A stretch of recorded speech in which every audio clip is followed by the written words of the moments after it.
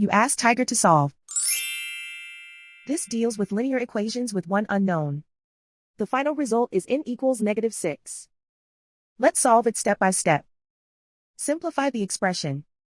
Expand the parentheses.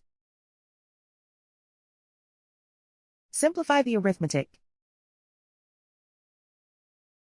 Group all constants on the right side of the equation. Subtract 10 from both sides.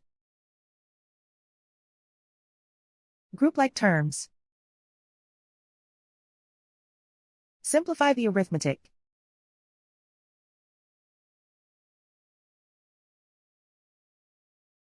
Isolate the n. Divide both sides by 2. Simplify the fraction. Find the greatest common factor of the numerator and denominator. Factor out and cancel the greatest common factor. And so the final result is n equals -6.